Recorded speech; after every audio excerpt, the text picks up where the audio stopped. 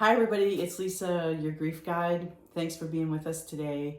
We are collecting stories of people's grief journeys and all different kinds of losses and situations. And today I have with us Lisa, who has lost both of her parents very quickly back to back. And she's here to share her story with us. So, Lisa, can you tell us a little bit about your story and what's unfolded in your life in the last few months? Sure. My parents were down in Florida, and my brother and I had said, you're going to need to move up here so we can be close because they're older. And, if help is needed, we're going to need you to be near us so we can help you. So in 2019, my parents said, you sell your house and we'll sell ours and let's buy one together. So I said, okay, Sure. kind of thinking this isn't going to happen. It'll never happen. And then next thing I know, we bought a house. There you go. So we sold our houses and bought one together. And they moved up here in October of 2019. And, it was wonderful. It was wonderful to have them here. We bought a house in a subdivision with my older daughter. So her family was 2 houses behind us. So, my parents really got to spend a lot of time with their great-grandchildren. And my parents were sharp. They were in their 90s at this point, and just very, very with it still, My mom, all of a sudden in October of 2023, she had just passed her driver's license test at 91 years old. Wow. She took care of my dad. She ran errands. She did, made his meals for him, aside from dinner and that. She'd make his breakfast and lunch. And she did so much for him and drove him to nearby appointments. And I would drive to the further ones. And all of a sudden in October of 2023, she kept saying, I have really bad back pain. My mom never complains, never has pain. So this went on for a few days, and finally I said, you need to go in. So took her to the ER, and they did scans, and they said her lymph nodes were swollen all throughout her midsection, so they admitted her. And 2.5 weeks later, she was gone. They said it was an aggressive lymphoma. And when I asked the oncologist how long he thought she had it, he said maybe a month. And that's how fast it went through her. Yeah, there's no preparing for that. No, there's no preparing for that. No, nope. Like I said, she was so healthy. She took almost no medication and went to workout class, went to Bible study. She just was, strong. So this really knocked the wind out of our sails. It was the hardest thing, because my mom was my person. She was the one I went to for everything. And I used to joke with her and saying, my dad's a little more difficult. So I said, you can't leave me. I can't take care of him on my own. You have to stay here with me. But that was not the plan. So I took care of my dad then. I had to step up and take care of him where she could, because physically he didn't drive anymore. He was 5 years older than my mom, and he used a walker to get around. So his body was not working with him so well. But, sharp, and we would talk, and he had a scooter he'd ride around the neighborhood on and do yard work and stuff. And 2 weeks before he passed, exactly, he woke up and he said, I have pain in my chest and pressure. And I said, well, let's call 911. So we called them, and they came out and they said, it looks okay, but it might be a silent heart attack. So they took him to the hospital, and sure enough, it was a heart attack. And he was in for like 5 days, and they got his numbers right with medication, and he came home, but he was real short of breath, and he was, just really, really tired. And the day he passed, I had an appointment I had to go to, and after he was in the hospital, they set him up with an in-home care with a nurse and occupational therapy, physical therapy. The nurse was coming out that day, so my daughter said I was going to be gone, so my daughter said I'll come over and be here for that. She sent me a text of his vitals. His vitals were excellent. Excellent. So no need for worry. No. Yeah. No. His blood sugar, he's diabetic, his blood sugar it was high, but he hadn't taken his insulin. So my daughter got him his insulin. He took that. She's like, all right, it's coming down. I was going to have my brother come over and sit with him because it was going to be 40 minutes between my daughter leaving and me coming home. And he said, no, my sugar's coming down. I'm fine.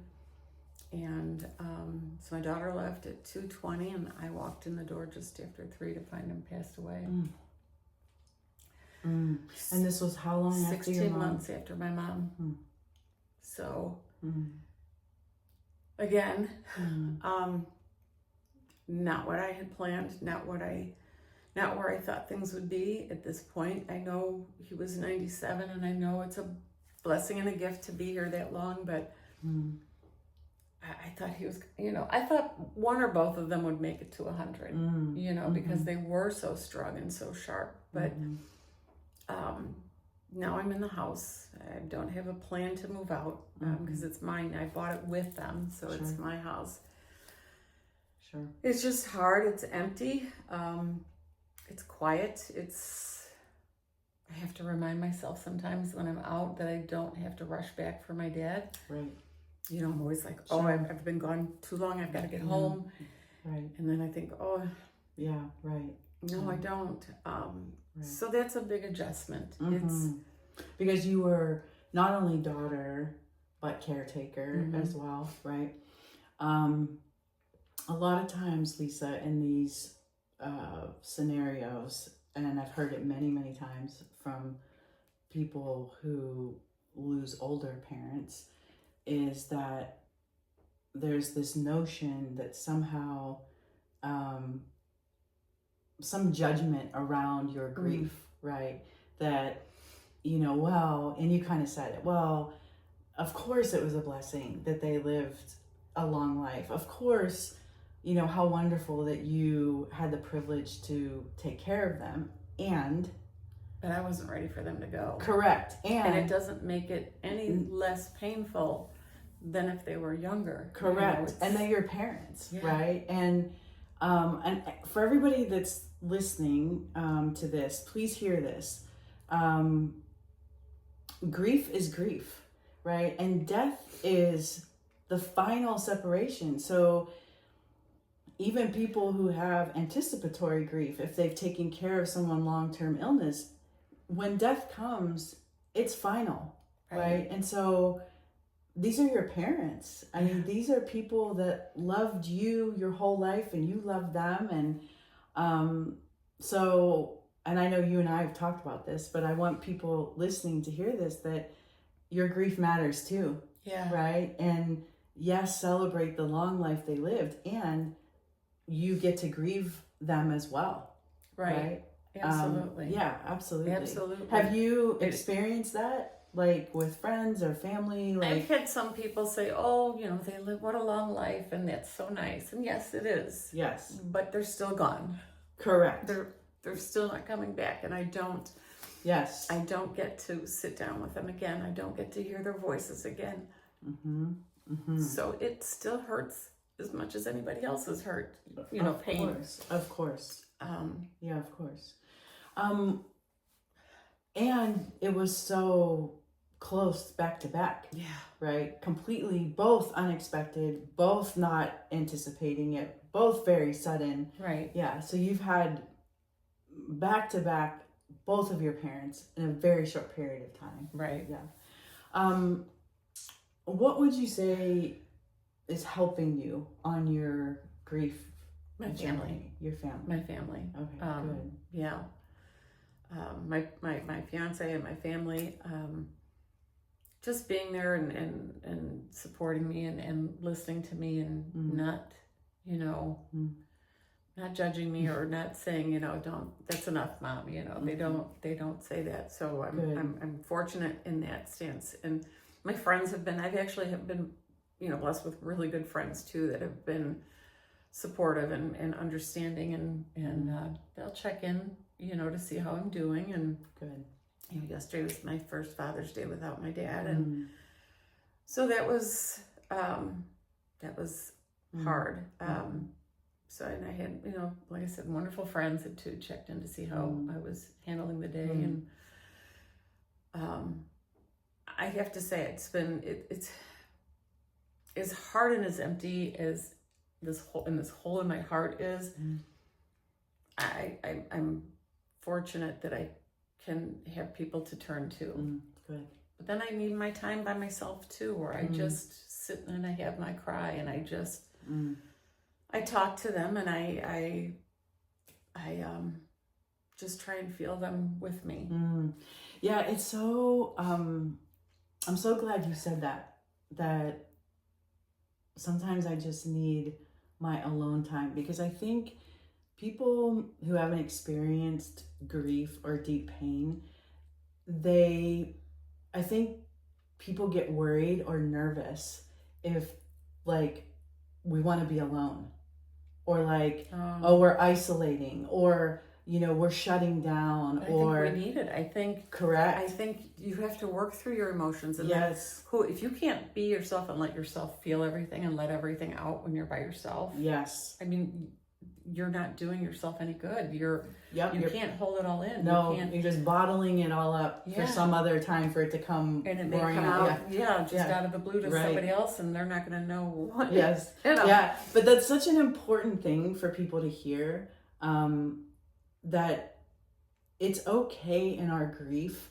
to want to be alone, as long as it's our choice to be alone, and as long as we know that we're not using that time as a defense of protection, of isolation, or shutting down, or whatever that is, but that we're actually needing to be alone, as you said, to deal with our life, with our emotions. And you can't do that when you have everybody else around and all the things, like you need to have that sometimes time. I just need my good cry. Yes. And I need to be by myself and let it out. Yes. Gosh, that's so good to hear. And it's so healthy, right? Because the crying releases so many things in our body, like not just, like literal physical toxins and all the things. Yeah. Which is why they say, like, I need to have a good cry. Yeah. Because it is good for us.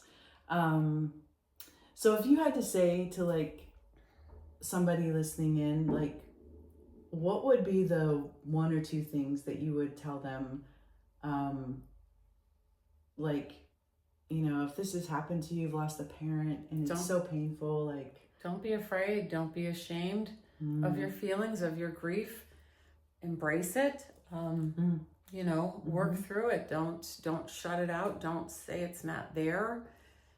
If it's there, it's there. You have to deal with it.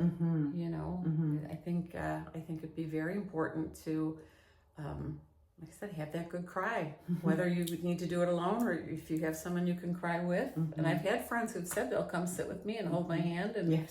and that. And those are good friends. Yeah, for sure. Yeah. So I think you have to kind of embrace your grief. Right. If that makes sense. It does. Yeah. There's an author,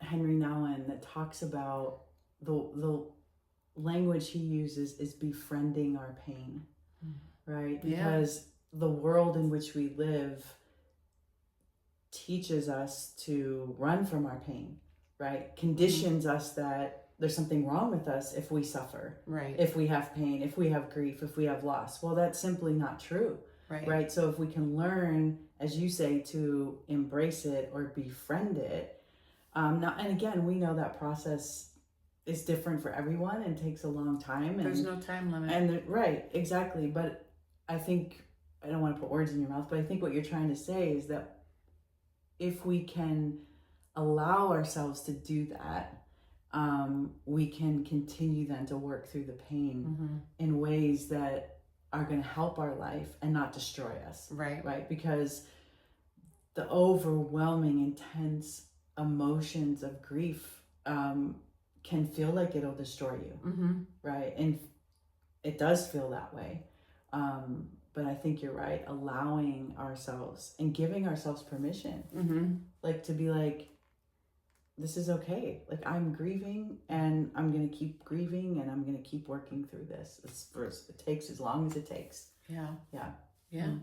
I mean, it's a year and a half for my mom now, and I will still cry, and I will still, and I think if anyone were to say to me, you know, to let it go at this point, I couldn't have them in my life. You know, I mean, if they're not supportive of me and understanding.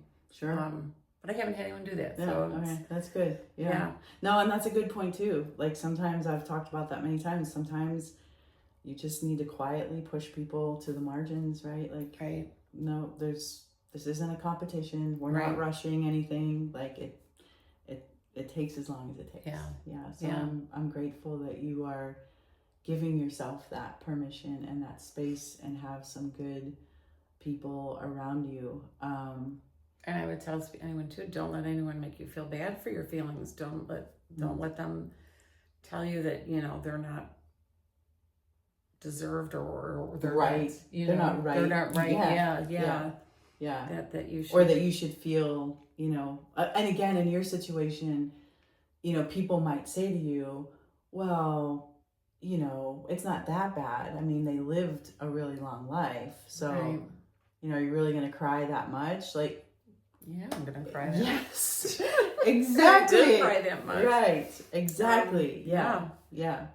So, no, I think that's a good word to be able to say, like, you feel what you feel. Yeah. And don't be ashamed of that. No. Right? Don't let anyone make you feel ashamed of it. You know, that's just not right. You know,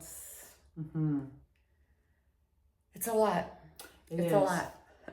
It is. It really, really is. It's a lot. So, you know, you grow up with your parents and you just take for granted that they'll always be here, and when they're not, and like I said, to lose them both so in such a short period of time, it's just a lot to take in. Of course. Yeah, of course. You know, well, it's been a privilege to get to walk alongside you just for a minute. You. Well, and you've been helpful. You've been wonderful. So it's, you know. Yeah, it helps, doesn't it? Like, just being with other people. Going to a group and definitely talking to people who are grieving also, and hearing other stories. I think it helps a lot to know that you're not alone, to know that there are other people walking the same walk that you are. And there's something to always be learned, I think. I mean, I feel like for me too, there's always something, I'll hear something or like, oh yeah, that's helpful. Like, so yeah, I think that's a good encouragement too. Right? Yeah. You don't have to be alone. You can be alone when you choose to. Right. But you don't have to be alone in your grief. Yes. Yeah. Well, thanks so much for being with us today. Thank you for really appreciate it. Yeah. Thanks everybody. We'll see you again soon. Thanks again, Lisa.